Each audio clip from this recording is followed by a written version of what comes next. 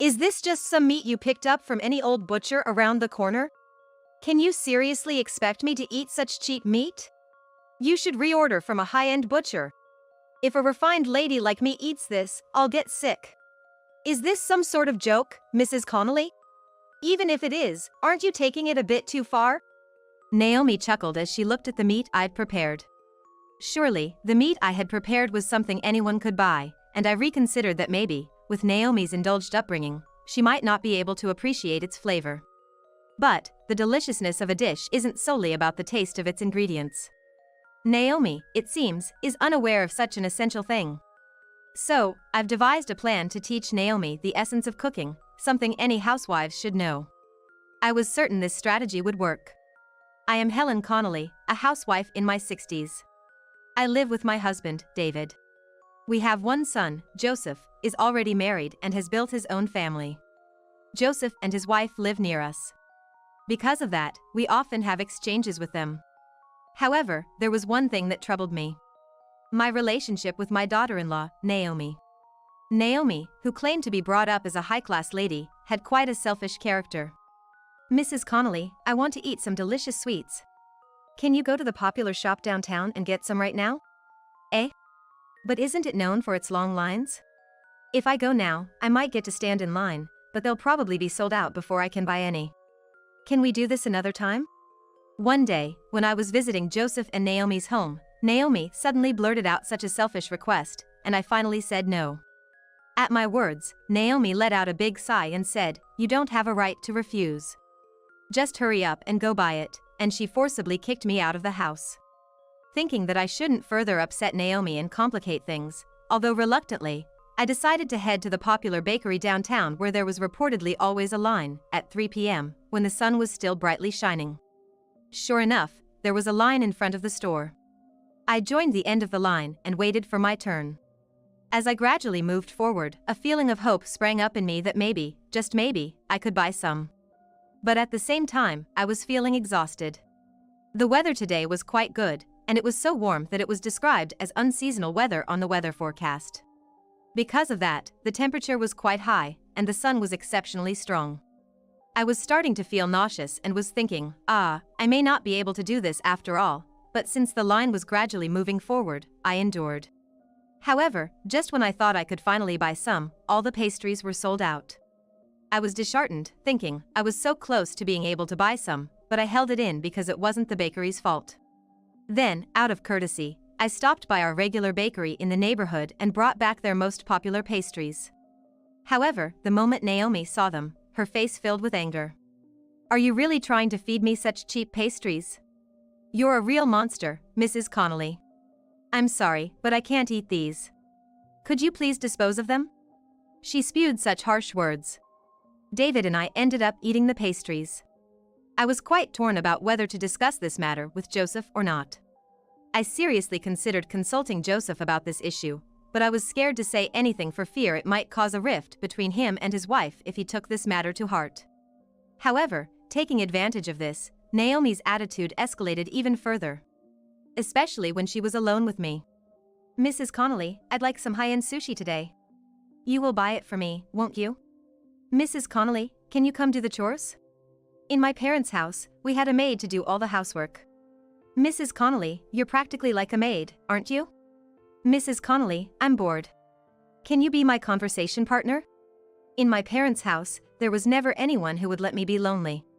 There was always someone by my side. But now, there's no one, so please substitute for them, Mrs. Connolly." Using her past as a rich lady as an excuse, Naomi piled on her demands. Worse still, Naomi was careful to only make these outrageous demands when David and Joseph were not around. In front of David and Joseph, Naomi was modest and quiet, playing the part of a good wife. So much so, that David would say things like, "Joseph sure has a great wife. He's a lucky man." And Joseph himself would say, "I'm glad I married Naomi. And cared deeply for her." But Naomi's nasty behavior only surfaced when she was in front of me. There was no bad blood between David and me, and I could have consulted him about my relationship with Naomi, but I was scared he might not believe me. So, I kept Naomi's rude behavior to myself, did not consult with David or Joseph, and just bore it alone. No matter how painful it was. If you tell your husband or Joseph about this, I will make you regret it deeply. I can even pull some strings with my father's power, you know? So, don't resist needlessly. Naomi threatened me like this. I don't know the specifics of what power Naomi's father holds, but if it's true, it's scary. The problems I couldn't discuss with anyone kept growing and gnawing at my heart. Still, I couldn't muster the courage to ask for help. Then one day, my son and Naomi decided to come over to our house. It was Joseph who suggested that we have family dinners occasionally to strengthen our bond. I was initially very supportive of Joseph's idea. That is, until I knew the real Naomi. Now that I knew Naomi's true nature, I'll be honest, I was not looking forward to these dinners.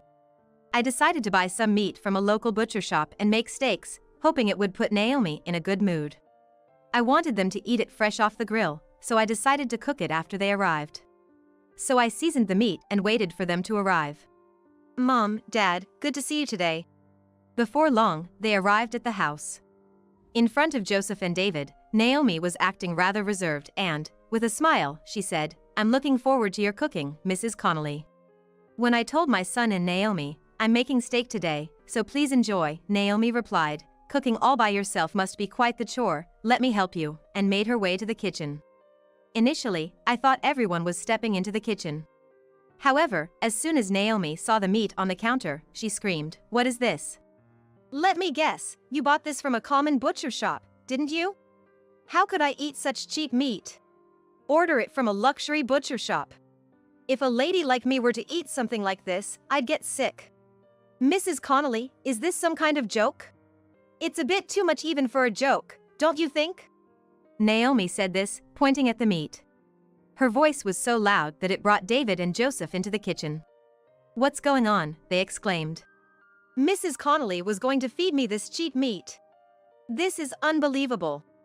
Does she have no sense of common decency? I can't eat this." Naomi vented her complaints to Joseph, who had just arrived.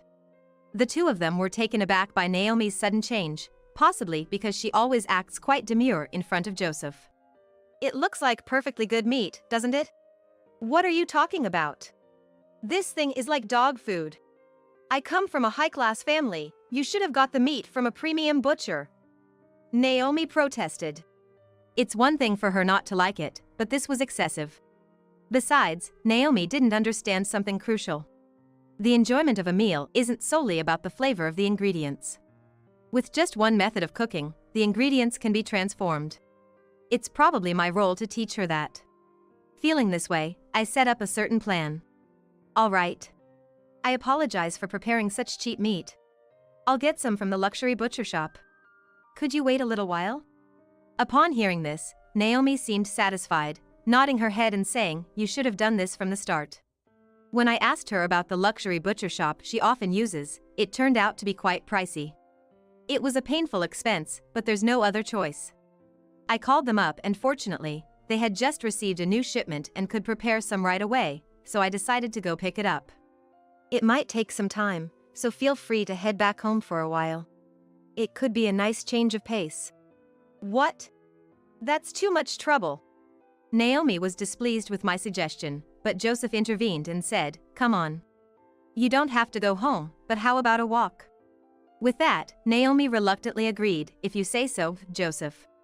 The couple then left the house. "Do you have some sort of plan?" asked David as the couple left. Of course, I wasn't doing this without a plan. I wouldn't let things go according to Naomi's wishes. Of course, just leave it to me. At my words, David seemed to relax and smile.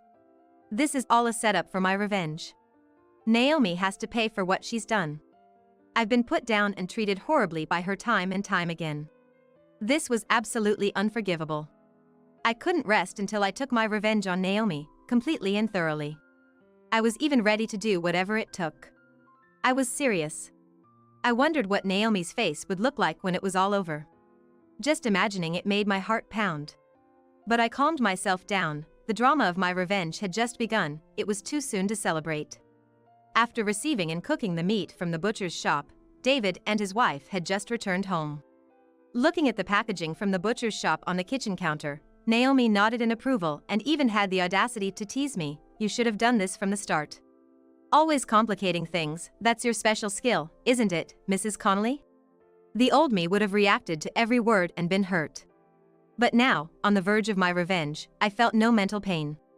I'm sorry to keep you waiting. Please, enjoy. With that, I set 4 steaks on the table. Naomi didn't even bother to say grace and immediately started eating her steak. As soon as she took a bite, she held her cheek and said, "This taste is irresistible. This is the same taste as the butcher I've been going to since I was a child. The feeling of the meat melting in my mouth, exactly." She seemed quite pleased. As I exchanged glances with David, he gave a troubled smile. I'm glad you like it. I put my all into making it, so please eat a lot. As I said that, Naomi made a sour face. The steak is delicious because of the high-quality meat, not because of your cooking skills, Mrs. Connolly. Don't get too full of yourself, okay, she pointed out. I was delighted that she'd easily taken the bait I'd set, and I couldn't help wanting to reveal my trick. I said with a bright smile. But that meat is from the cheap shop in the local market that I prepared at first. I'm glad you're enjoying it so much. At my words, Naomi widened her eyes in surprise. Then, as if it were impossible, she rebelled against me. There's no way cheap meat could taste this good. Stop lying to me just because you don't like me, Mrs. Connolly. This taste is definitely that of high-quality meat. Oh, it's no lie. I did buy high-quality meat, but that's only for our family. The meat that you, Naomi, who isn't even a family member, are eating is definitely from the local market. When Naomi looked at David as if seeking confirmation, he nodded, yeah, it's true. I was watching all along. The meat you're eating, Naomi, is the cheap stuff you disparaged at first. Presumably not thinking that David would lie too, Naomi's face turned bright red as soon as she heard that. That's impossible. After all, cheap meat is just cheap meat. It's strange for it to taste so good. Naomi, becoming almost hysterical, wailed like that. Certainly, if an average person cooked cheap meat, it wouldn't result in a high-quality steak. But I had a secret weapon. I actually worked in a high-end restaurant before I retired. At my sudden revelation, Naomi shrieked, "What?" Ignoring Naomi's surprise, I continued. Listen up, the deliciousness of a dish is certainly influenced by the taste of the ingredients, but what matters most is the right preparation of those ingredients. Even if it's inexpensive, you can still make it taste as good as a high-end dish.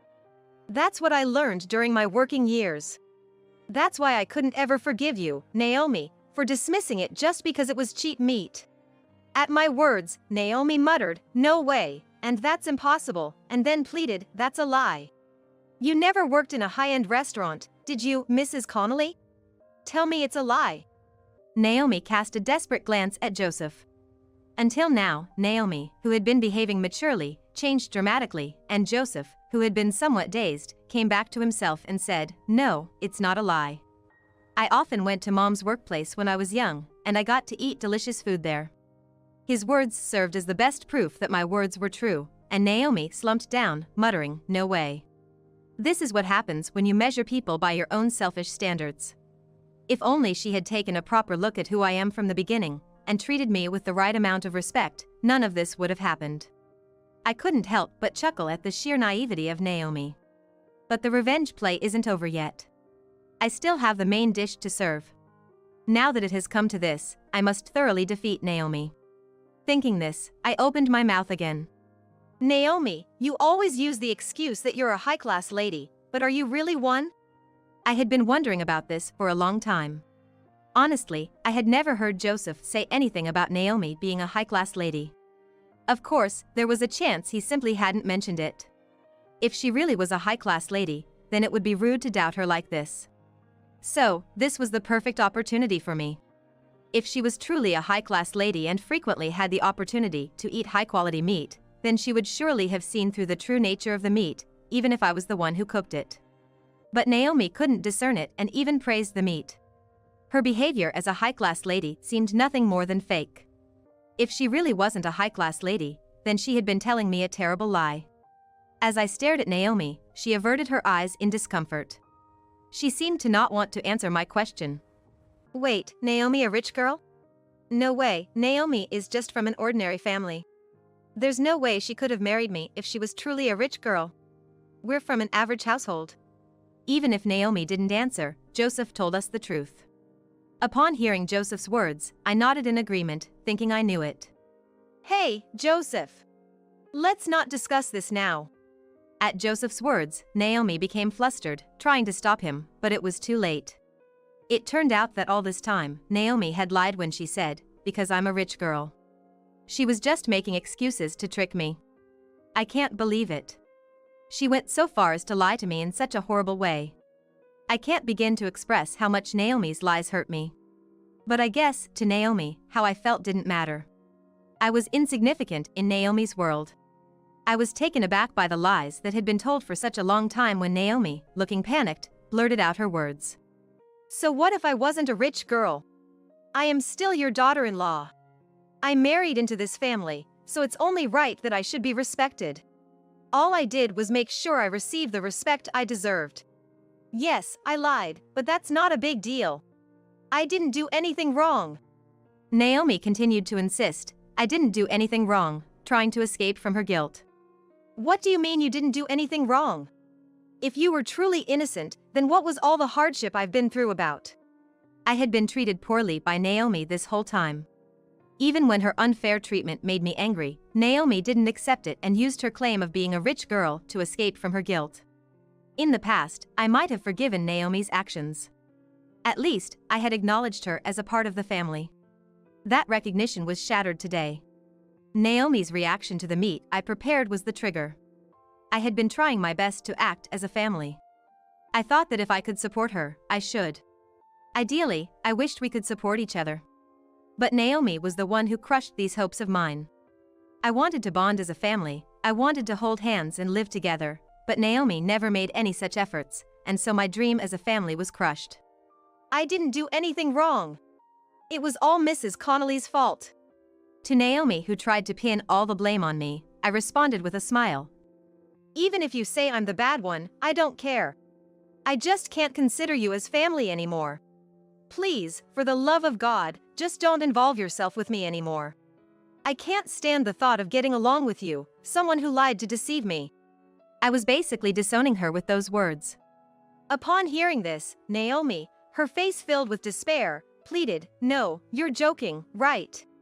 We're a family, aren't we? How could you abandon me?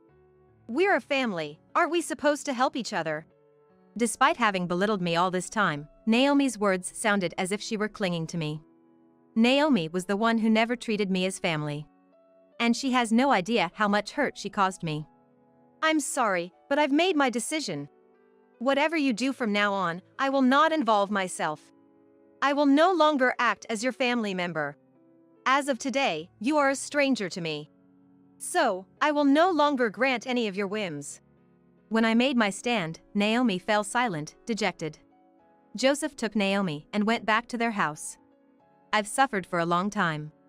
Now, all of it has disappeared cleanly, and I'm feeling so refreshed. Afterward, my son and his wife decided to divorce. Apparently, Joseph was furious at Naomi for all the things she had done to me, and their days were filled with endless arguments. Naomi didn't want to divorce, but Joseph's will was unshakable, and the divorce was finalized in mediation. Now, she seems to be living at her parents' house and working like a horse to pay her bills. Joseph occasionally receives messages from her begging to get back together, but he seems to be ignoring all of them.